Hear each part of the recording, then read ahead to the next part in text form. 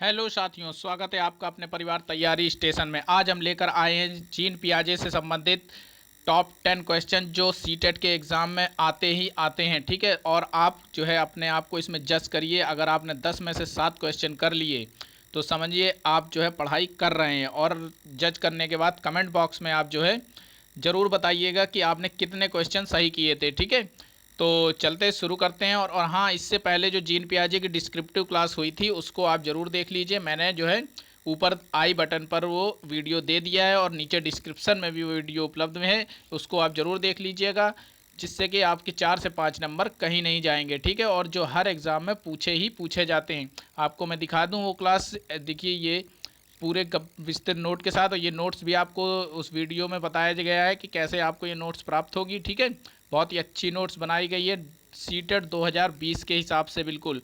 ठीक है, तो आप इसको जो है वहाँ से देख लीजिएगा। चलिए शुरू करते हैं।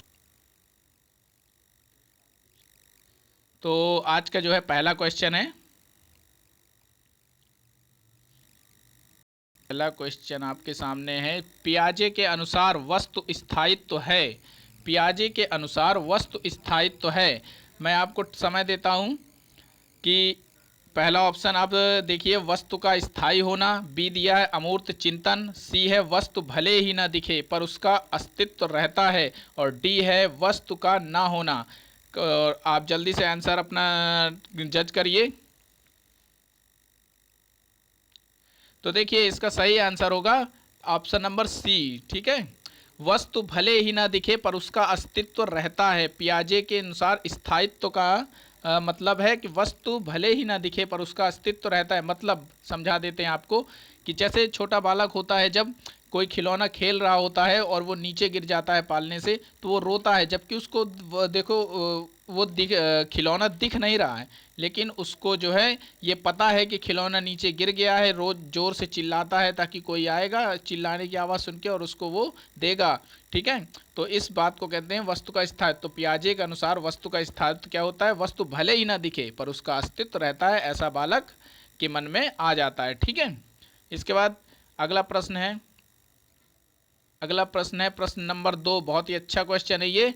चलिए, पियाजे के अनुसार भाषा का प्रकार है। पियाजे के अनुसार भाषा का प्रकार है। अहम केंद्रित, ऑप्शन ए दिया अहम केंद्रित, ऑप्शन बी समाजीकृत, ऑप्शन सी दोनों, या डी दोनों नहीं। आप लोग इसका आंसर करिए। तो देखिए इसका आंसर जो आप लोगों ने सोच लिया होगा, हम बताते हैं इसका आंसर। देखिए अहम केंद्रित तथा समाजीकृत दोनों होगा। ठीक है, अहम केंद्रित का मतलब क्या होता है? देखिए अहम केंद्रित का मतलब है कि पियाजे ने देखिए क्या एक प्रैक्टिकल किया था कि उन्होंने 20 बच्चों को एक कमरे में बंद कर दिया। तो उन्होंने जब चुपके से उस देखा कि बच्चे जो है क्या, बच्चे जो है 20 के 20 बच्चे वहाँ बोल रहे हैं, सुन कोई नहीं रहा। जबकि एक श्रोता को जो है मतलब कि एक वक्ता को ये सोचना चाहिए, और श्रोताओं को, कि कोई एक वक्ता बोल रहा है तो उसे सुनना चाहिए। ठीक है, लेकिन नहीं, वहाँ पर जो है सब के सब बोल रहे थे, अपनी बात सुनाने की कोशिश कर रहे थे। तो इसका मतलब बच्चा स्वार्थी अंदर से और उसके अंदर अहम होता है। ठीक है, तो इसी को कहते हैं अहम केंद्रित। और सामाजिकृत क्या होता है? जब बच्चा थोड़ा सा बड़ा हो जाता है तो उसको लगता है कि सामने वाले की बात हमें सुननी चाहिए, उसके बाद जब उसकी बात पूरी हो जाए तो उसे बोलना चाहिए। इसी को समाजीकृत कहते हैं। तो पियाजे के अनुसार जो भाषा का प्रकार है वो दोनों हैं, अहम केंद्रित और समाजीकृत। चलिए अगला प्रश्न है। अगला प्रश्न है आपका, विलोमिता होती है। विलोमिता होती है, क्या होती है विलोमिता? ऑप्शन दिया है, थोड़ा सा नीचे कर लेते हैं इसको। ऑप्शन दिया है विलोमिता क्या होती है। ऑप्शन दिया है ए मूल बिंदु पर वापस लौटना, बी वस्तु स्थायित्व, सी समायोजन, और डी कोई नहीं। तो विलोमिता आप बताएंगे, अपना आंसर दीजिए। तो ठीक है, हम बताते हैं आपको कि विलोमिता क्या होती है। ऑप्शन नंबर ए, मूल बिंदु पर वापस लौटना ही विलोमिता कहलाती है। ठीक है, देखिए बालक में जो है क्या होता है, विलोमिता का अभाव होता है। लेकिन और विलोमिता होती क्या है? तो मूल बिंदु पर वापस लौटना। ठीक है, क्या होता है? मूल बिंदु पर वापस लौटना। आपने आंसर कर लिया होगा। चलिए अगला देखते हैं। इसको थोड़ा समझा देते हैं आपको, ठीक है। देखिए मूल बिंदु विलोमिता क्या होती है, मूल बिंदु पर वापस लौटना।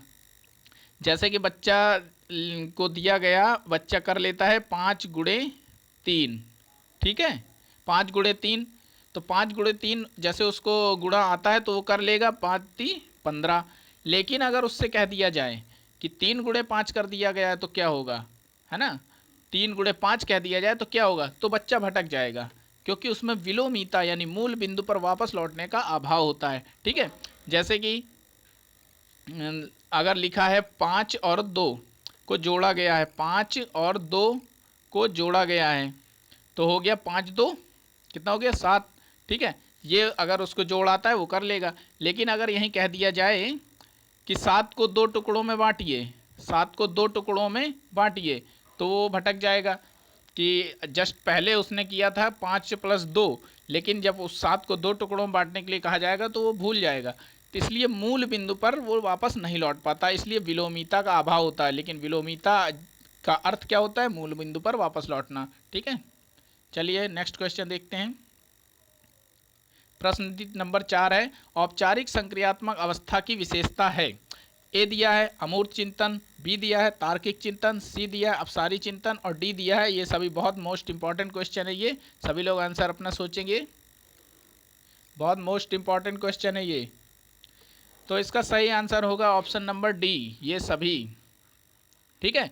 अमूर्त चिंतन औपचारिक संक्रियात्मक अवस्था की बता रहा है, औपचारिक संक्रियात्मक अवस्था की विशेषता।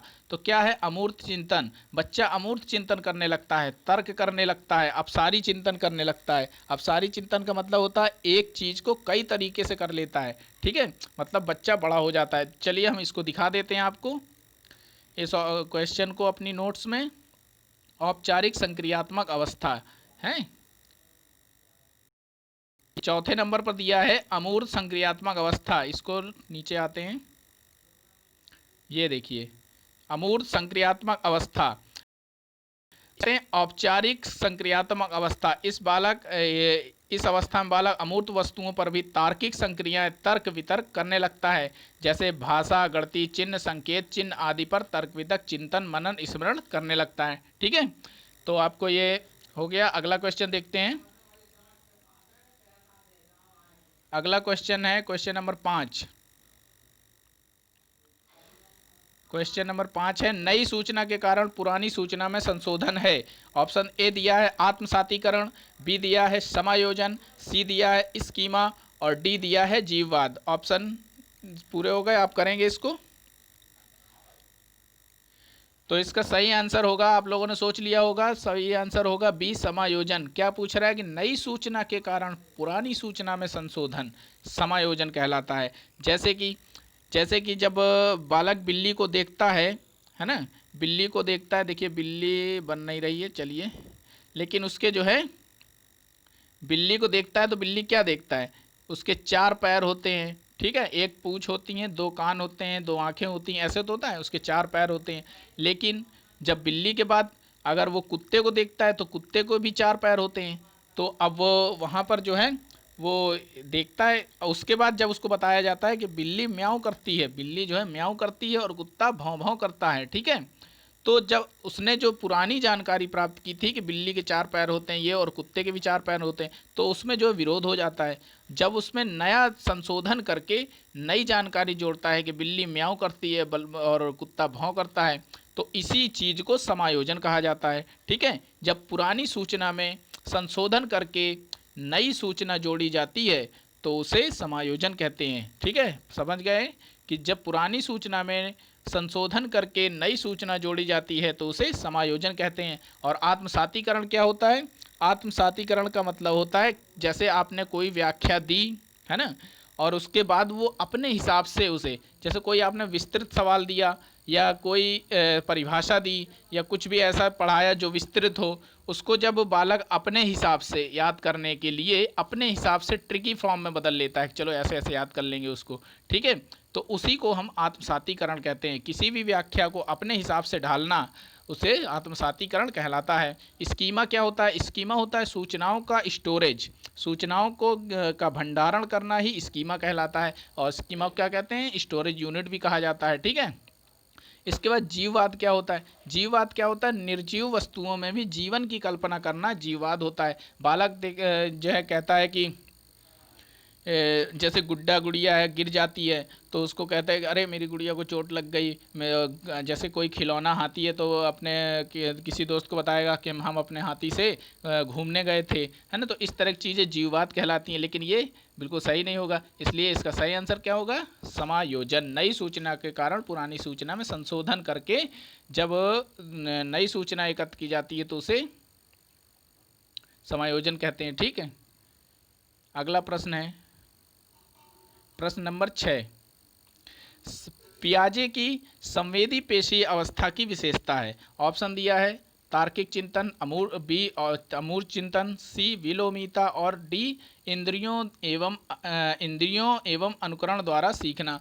तो पियाजे की जो संवेदी पेशी अवस्था, ये पहली अवस्था होती है। देखिए हमने कल की क्लास में आपको पढ़ाया भी था कि जो संवेदी पेशी अवस्था होती है वो 0 से 2 वर्ष की होती है। ठीक है, तो इसका सही आंसर होगा ऑप्शन नंबर डी। ठीक है, इंद्रियों द्वारा। तो जो 0 से 2 वर्ष का बालक होता है वो इंद्रियों द्वारा नाक कान गला, है ना, नाक कान त्वचा हाथ पैर इनके द्वारा सीखता है और अनुकरण द्वारा बड़ों को देखकर सीखता है। जैसे किसी ने कहा बोलो बेटा पापा, तो पापा बोलना सीखने लगता है ना। तो अनुकरण द्वारा नकल करके सीखता है ना। तो इसी को अनुकरण द्वारा सीखना कहते हैं और इंद्रियों द्वारा सीखना। तो पियाजे की संवेदी पेशी अवस्था कौन सी होती है? 0 से 2 वर्ष, ये पूछा जाता है। ठीक है, चारों अवस्थाओं के बारे में याद रखना है। चलिए अगला प्रश्न देखते हैं। अगला प्रश्न दिया है कि बालकों की सोच मूर्त होती है 7 से 12 वर्ष, बी 2 वर्ष तक, सी 12 से वयस्क तक, डी कोई नहीं। तो इसका आंसर आप लोग सोचेंगे, तो इसका सही आंसर होगा ऑप्शन नंबर ए, 7 से 12 वर्ष। ठीक है, बालकों की मूर्त सोच कब होती है? तो इसको क्या कहते हैं? मूर्त संक्रियात्मक अवस्था। कौन सी अवस्था होती है? मूर्त संक्रियात्मक अवस्था। ठीक है, जो पियाजे ने 4 अवस्थाएं बताई हैं। संवेदी गामक अवस्था जो जन्म से या 0 से 2 वर्ष होती है। इसके बाद पूर्व संक्रियात्मक अवस्था जो कितनी होती है? 2 से 7 वर्ष होती है। और इसके बाद मूर्त संक्रियात्मक अवस्था 7 से 12 वर्ष होती है, या 12 या 11 तक होती है। ठीक है, और इसके बाद होती है औपचारिक यानी अमूर्त संक्रियात्मक अवस्था जो 12 से ऊपर। ठीक है, 11 से 14 वर्ष तक। ठीक है, तो इस तरह से आप बालकों की जो मूर्त सोच कब होती है? मूर्त संक्रियात्मक अवस्था में, जिसकी उम्र 7 से 12 वर्ष होती है। चलिए अगला प्रश्न है 8वां नंबर। 8वां नंबर दिया है कि बौद्धिक विकास की 4 अवस्थाएं दी हैं। किसने दी हैं?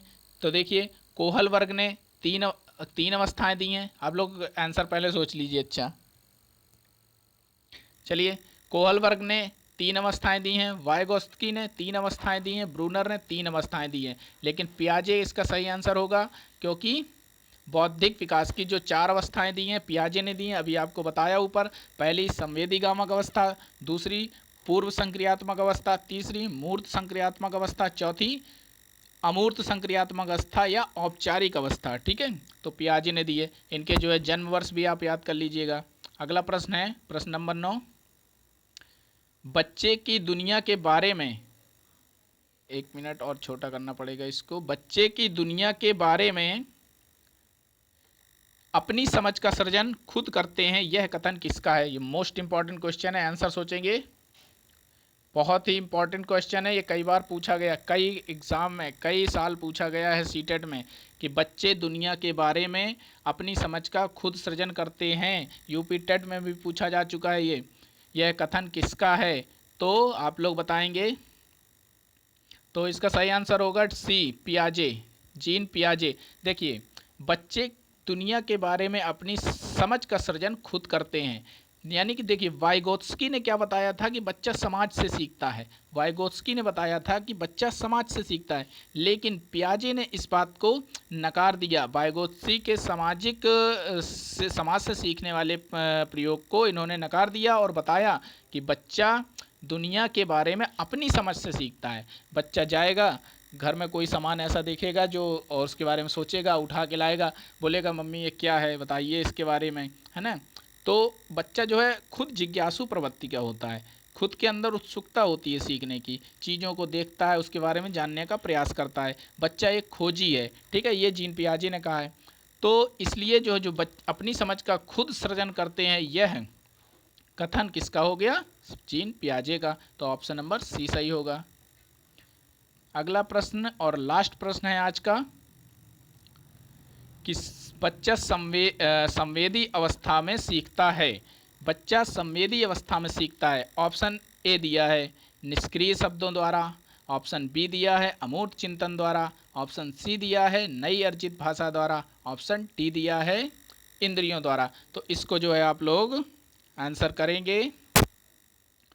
तो इसका सही आंसर होगा ऑप्शन नंबर डी, बच्चा संवेदी अवस्था। देखिए इस क्वेश्चन में दिया है कि बच्चा संवेदी अवस्था में कब सीखता है। तो संवेदी गामक अवस्था जो पहली अवस्था बताई है 0 से 2 वर्ष, संवेदी गामक अवस्था जीन पियाजे ने की पहली अवस्था बताई है 0 से 2 वर्ष, उसको में बच्चा इंद्रियों से और अनुकरण द्वारा सीखता है, यानी नकल करके सीखता है। तो इसी को कहते हैं इंद्रियों द्वारा सीखना, ठीक है। तो इसका सही आंसर होगा ऑप्शन नंबर डी, निष्क्रिय शब्दों द्वारा। ये निष्क्रिय शब्द ही गलत है, इसलिए ऐसा कुछ जीन पियाजे ने शब्द का प्रयोग ही नहीं किया। अमूर्त चिंतन, अमूर्त चिंतन कब होता है? 12 वर्ष के बाद होता है ना, तो जिसको औपचारिक अवस्था कहते हैं, ठीक है। तो ये आंसर नहीं होगा। और नई अर्जित भाषा द्वारा, ठीक है, ऐसा भी कुछ नहीं है जीन पियाजे ने बताया है। तो ऑप्शन नंबर सी, क्योंकि संवेदी गामक अवस्था 0 से 2 वर्ष होती है। तो आपको क्वेश्चन पसंद आए होंगे और ये बहुत मोस्ट इंपॉर्टेंट क्वेश्चन है, आप इनको याद कर लीजिएगा बिल्कुल। और ऐसे ही क्लास लेकर हम फिर आएंगे आपको, और कमेंट बॉक्स में बता दीजिएगा कि आपने कितने क्वेश्चन सही किए, ठीक है। अपने आप को जज करके बताइए कितने क्वेश्चन सही किए। और वीडियो पसंद आए हो तो लाइक कर लीजिए। और ऐसे ही अच्छी क्लासेस लेने के लिए और इम्पॉर्टेंट PDF नोट्स हम आपको उपलब्ध कराते हैं, उसको लेने के लिए चैनल को सब्सक्राइब कर लीजिए, बेल आइकन दबा लीजिए, जिससे कि आने वाली सारी वीडियोस का नोटिफिकेशन आपको मिल जाए। चलिए मिलते हैं नेक्स्ट क्लास में। और आई बटन में और डिस्क्रिप्शन में मैंने जीन पियाजे की विस्तृत क्लास का वीडियो का लिंक दे दिया है, आप वहाँ से उस क्लास को ज़रूर देख लीजिए, 4 से 5 नंबर फंसेगा ही, ठीक है। चलिए मिलते हैं फिर नेक्स्ट वीडियो में, बाय।